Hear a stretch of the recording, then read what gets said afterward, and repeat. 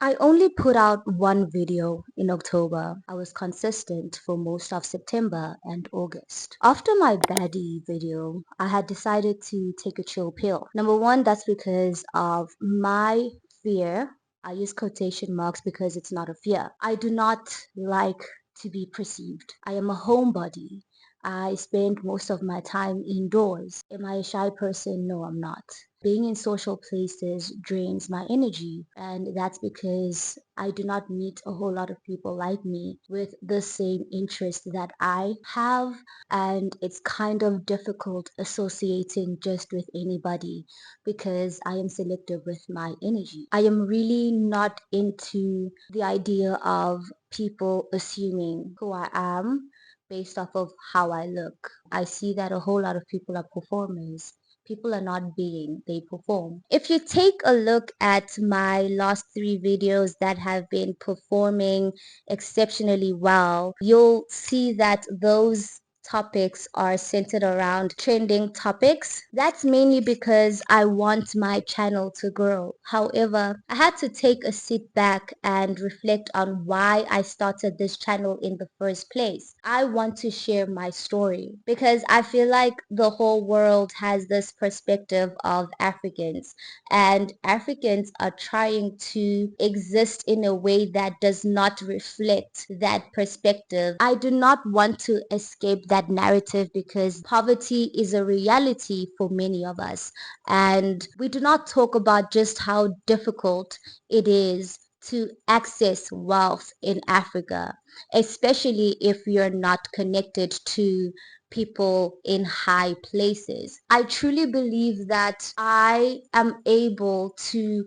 flip the script and change my narrative. I am able to pivot out of the shackles of poverty. That's why I chose to have this conversation today and to release this series where we talk about wealth. Why I wasn't designed for poverty in the first place. Imagine a world where you are able to purchase any item you desire. Imagine a world where you can book a flight ticket to Dubai because you're sad. Your husband cheated on you. Okay, nah, let's not even go there. Let's not go there. That is not the reality that we're trying to imagine right now. But you have amassed wealth. You have freedom, freedom of time. That's one thing that we all chasing, being able to take care of your family. I did not grow up in the middle class. I did not grow up in the higher class. I am at the bottom of the financial rankings. If I die poor, then I tell you right now, I have failed in this life. Money does not define us, yes. The reason I equate my inability to access wealth to failure is because my family needs me. All my siblings' children, all 13 of them, need me to succeed in this life. Money is an essential. Like Bob Barker, the price is right. Being broke, my kryptonite. Being rich, my superpower. Ooh, luxury, beautiful things.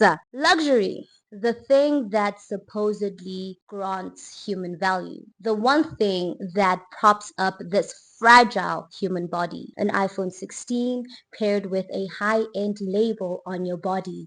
A luxury car parked outside waiting for your ass to drive around the block. All it takes to command admiration and obedience. Luxury is a state of being many of us believe defines our worth.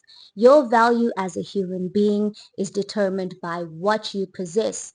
We don't care about who you are. Human beings have been here for what, 300,000 years? We come from nothing. Many of the languages we speak today, many of the buildings we see, street lights, this right here, a mic, houses, restaurants, roads, trains did not exist 300,000 years ago. Word on the street is that human-like deities created us as a labor force to mine gold. Even gods love the good stuff. Just look around. Earth itself is dripping with beauty and resources. Gods got taste. So these deities couldn't dig for themselves, so they created us, and that supposedly was our first purpose, slaves to higher powers. Maybe you're against that idea. I'm no slave. What is she on? You might think. You're not in chains. No, there's no whip master in sight. However, we are all slaves to the mullah. I'll see you. You bow to money. I bow to money too. You're not alone. And every single one of us, at least people in urban settings, are on the pursuit of freedom. I am a modern day slave. Let me tell you how. My family has zero, and I mean no generational wealth. My dad had money once upon a time in his lifetime. I wasn't born into poverty, don't get me wrong. My dad fell off and was down bad, still is. A few bad financial choices drove him down the path to scarcity. Maybe that's why he left. I wouldn't know. He's not around to explain. Now, if I want to break the chains of poverty caused by an unpleasant collective history, African history, and the terrible decisions of my sperm donor here in the third world, I'll need more than just determination and hard work. I would need every force, every supreme deity known and unknown to man to do the things. Bring me into alignment so that I meet the right people. I need all the luck because breaking out of the shackles of poverty in the third world, mission impossible. Luck is the powerful tool responsible for a lot of people's success. Others call that luck the favor of God. What are you trying to say about those of us who aren't lucky? God's favor is not bestowed upon us. We always underestimate the power of putting yourself out there and meeting the right people who will push you in this life because human beings deliver blessings. Most of you are successful because of the family you were born into, a privilege many of us do not even realize is a head start. Maybe it was a person who introduced you to your passion, a contract someone helped you secure, or an inheritance that gave you a solid foundation. In one way or another, there was someone, some connection, or even divine timing that made a difference. I call these people that help us in this life angels, the ones who, whether intentionally or not, bring something invaluable to your journey. I've had a few angels in my life, people who showed up just when I needed a hand. Without them, my path would have been a lot harder. So, How am I a slave, you might ask? Having a job for me isn't optional, it's survival. Let me share my current reality. Every day begins with waking up to face the grind, simply to survive. In today's world, working isn't a choice, it's a necessity. It's not enough to just clock in. I have to excel at my job because every bill is a reminder of the life I'm fighting to maintain. This relentless cycle isn't just a job, it's a modern form of slavery where the chains are invincible, yet they bind me tighter than ever. Most people can outright quit their jobs because their manager is a douchebag or because they are facing depression. I do not have that privilege. I would have to thug it out and show up to work, not just show up, but thrive, okay? While I'm also looking for jobs on the down low, don't get me wrong. I gotta escape. I have to be great at my job, regardless of whether my job is located in hell or has me on a chokehold. I lose my job tomorrow, especially with the ridiculous unemployment stats in South Africa. I am doomed. To the streets I go. I don't know who needs to hear this right now, but if you're poor, just stop. Just stop being poor. Namaste. A lot of y'all equate poverty with laziness. Broke men are struggling to get bums unless they got good wood. A hardworking individual juggling multiple jobs just to scrape by, while society shouts right in their face You're not working hard enough. that they're just not trying hard enough. This stereotype springs from a culture obsessed with individualism, where success is viewed as a solo achievement, conveniently ignoring the mountains of systematic barriers. And let's not forget the media, which often showcases flashy, extreme examples of poverty, reinforcing the narrative that poor people are just chilling, that we out here doing nothing, that we actively choose the life that we're living. When in actual fact, many are hustling harder than ever. This lazy label can even act as a comforting shield for those in more fortunate circumstances. Get your fucking ass up and work. It seems like nobody wants to work these days. That's so true. Take my mom, for example. She's one of the hardest working people I know. Even though I lost saw her 16 years ago, that woman has been hustling, traveling to the bushes to get goods, selling everything from hot beer to thrifted clothing just to survive. My older sister used to sell pens at some point in her life just to get by. So I've grown up surrounded by incredibly hardworking people. Am I hardworking? Of course, absolutely. But here's the thing. I personally do not want to end up like them folks. I don't want to end up like the Mandem. As much as my mother, being a hardworking African woman, could be inspiring to many, it doesn't change the fact that she hasn't been able to care for me or help me financially since I was 10.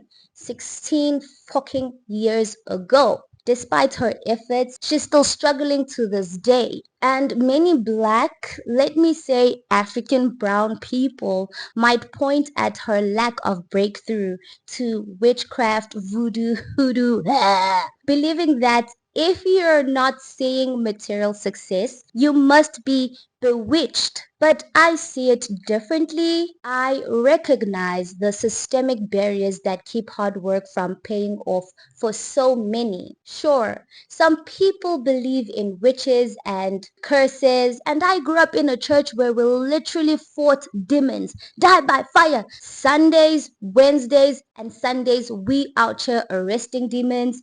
We are sending them to jail. We are in battle with the demons. And I couldn't help but wonder, after all the war with the unknown, why aren't these demons dying by fire? Are they not going back to sender? If my problems still exist after I've sent them back to the sender, am I the sender? Instead of attributing my family's struggles to evil spirits like everybody else in my family, I think it's time we address the real culprits ourselves. Systemic issues that trap hardworking people in a cycle of poverty. Guys, Africans are the most hardworking group of people you could ever come across. Hard work isn't always rewarded. Back to the hoodoo. Listen, the only reason witchcraft will work on your ass is because you're vibrating in the same frequency as the culprits who are performing those rituals. Nobody has the power to alter your reality unless you believe they can. In order for your rich ass to bask in wealth, someone needs to face the harsh grip of poverty.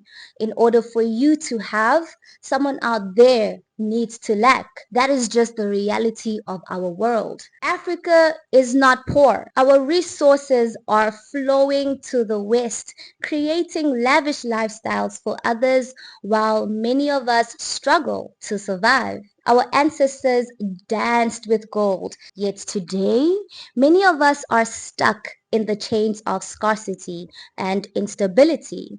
Funny enough, a lot of us aren't sharing our stories because who wants to hear tales of struggle without a triumphant twist? at the end. The hard truth is countless individuals will be born into poverty and die in it, trapped in a mindset that tells them scarcity is their destiny. We are conditioned to see lack as our birthright. The first step to change is believing in the infinite possibility of abundance. For many of us, life seems to flow in the ordinary and the mundane, caught up in routines, ideas of comfort, and carefully curated life systems. But are we truly living, or are we stuck in the illusion of what we perceive life to be? We often hear that the mind creates reality, but how true is that for you? For me, it's the truest thing I know. I believe that every system, every structure, and every entity we see on this planet was created by humans. God, in many ways, is one of the greatest creations of man. Our consciousness is driven by the belief that there's something greater than ourselves. But here's the thing, belief is powerful. What we choose to believe in shapes the lives we live. This mindset manifests in different ways. A belief in scarcity, a belief that the world is damaged, that people are no good, or even that men are trash. Whether it's lack or abundance, belief becomes reality. While we create our own reality as individuals, our collective consciousness also shapes us. And for those of us born in African cities where Western systems dominate and development happens unevenly, our realities often feel like they've been dictated by something far beyond us. Most African countries are drowning in poverty, and for them, breaking generational curses might take centuries. These days, struggle is frowned upon, as if it's some form of a disease. To be poor is to be viewed with shame, not empathy, and this is where I differ. I believe in abundance, not because of what I've been handed, but because everything around me, nature, life, consciousness, teaches me that abundance is a natural state. Aspiring to be rich shouldn't be seen as selfish or materialistic. For us, the desire for wealth isn't about greed. It's about escaping the servitude of poverty. No one deserves a life not worth living, a life stripped of dignity of choice. Think of the children in Sudan right now. All the lives destroyed by famine, war, and the dark systems that keep people oppressed. For as long as colonialism and its legacies exist, we cannot fully eradicate poverty. The system depends on it, and as long as that system thrives, so too will the suffering of millions. Sweet. Sweet. What if each chance to thrive in modern day society was like a drop of water in a desert? Imagine a life spent hoping for just enough to survive. This is the reality of many trapped in the cycles of poverty, where a scarcity mindset dominates the uneducated mind, casting shadows over hope and possibility. It whispers insidiously, "You're not enough," fueling self-doubt and defeating dreams before they even take flight. It creates a prison of limiting beliefs where aspirations are stifled by fear, and every setback feels like a confirmation of their supposed fate. I basked in this exact mindset. That was when I died. I was dead for a very long time. Do you know that a whole lot of people die before they actually kick the bucket? This got really dark. And that is a state of mind, a surrendering of hope, and a quiet loss of self. Am I alive now? Yes, I am alive. Buthang, let me tell you what resurrected me. A decision. I decided that this life was mine to live and no one else's. I saw saw that my perspective was narrow and that I needed to expand it. I realized my life could have been far worse than what it had been. As long as I had breath, I had options. This is where you're anticipating my testimony, right? This is where I tell you all my grandiose accomplishments, right? Well, let me tell you, I have acquired so much wealth. It is sickening. My wealth is gratitude, love, confidence, and knowing my self-worth. Materialistic wealth? Oh, honey, tricky. I don't have that yet. My value comes from within. I may not have materialistic riches yet. I know without a doubt that I was destined for great things. The toll of a scarcity mindset reaches beyond ambition. It seeps into the very essence of health and well-being. Chronic stress transforms into a shadow that looms over every decision, robbing individuals of the clarity needed to seize opportunities. Poor health choices become the norm as the pressure of financial instability clouds judgment and diminishes the quality of life. This mindset creates a cruel irony. The harder one fights against poverty, the deeper the grip of scarcity tightens. It's a cycle that feeds itself, making it seem as if escaping is impossible. What if we dared to believe in abundance, in the idea that opportunities are not just for the privileged few, but for everyone? Shifting this mindset could unleash untold potential, transforming lives and communities. Together, we can cultivate a culture that not only acknowledges the struggle of poverty, but actively works to diminish the barriers that uphold it. It starts with a single thought, a simple belief that everyone deserves a chance to thrive. It takes one to believe in the unknown. There's a mindset I've noticed in many African communities, especially in poor spaces, where success or self-improvement can lead to resentment instead of support. Say someone in that community decides to change. They start reading more, dressing differently, speaking with new words. Suddenly, there's this subtle hostility. I've experienced it firsthand. I would use a new word in a sentence, for example, plethora, and people would be like, English. Why is that the response? There's a presence of discomfort that the other individuals will have when they are in the presence of a person that is trying to better themselves, especially if they know that this person comes from a similar background as theirs. Africa has largely been shaped by foreign influences. Many of us have been taught to look down on our own ancestors' beliefs, to see them as demonic or backward. The irony is, we live in a world where English is the lingua franca. Mastering it doesn't erase our heritage, it simply opens doors. Those doors may help us influence the systems from the inside, change it in ways we couldn't if we stayed outside. A huge example of this is Trevor Noah. This name is always in every of my videos. We need more people to mention. Come on, Africans, like we need more success stories. Come on, damn. Trevor Noah's success came from the ability to speak to global audiences. His adaptability, his articulation, the fact that he could bridge worlds. The other thing is that why is it that in poor spaces we see self-improvement as betrayal rather than opportunity? There's also this other aspect. It's definitely another superstition.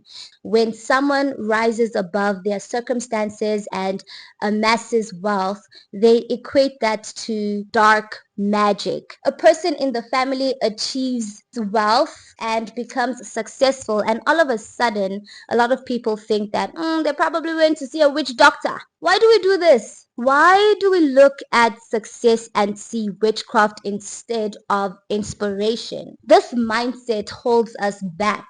Imagine if instead of superstition we looked at our successful relatives and thought, if they can do it, maybe I can too. That shift in perspective is powerful because in truth, as long as we cling to these limiting beliefs, we're the ones holding ourselves back, reinforcing the very chains we're trying to break. We need to realize that we as human beings are here to solve problems. We can't keep leaving it all up to God. Imagine if we all adapted the mindset of, let me help the next person.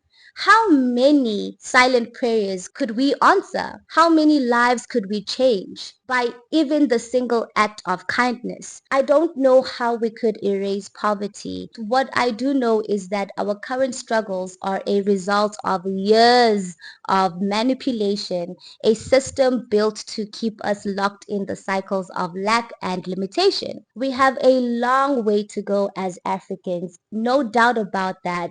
And it's heartbreaking to know that so many lives are lived without reaching even a fraction of their potential, held back by a system that thrives on their struggle. I hope that you listening to this find your own path to success, not only for yourself, but in a way that lights the way for others as well. Thank you for your time. Thank you for reflecting on this journey with me. So a part two will definitely be released for everyone that has reached this point of the video. I appreciate you and I always thank you for your time because you've taken time out of your day to listen. Someone else's time needs to be respected and that's why I thank you for it.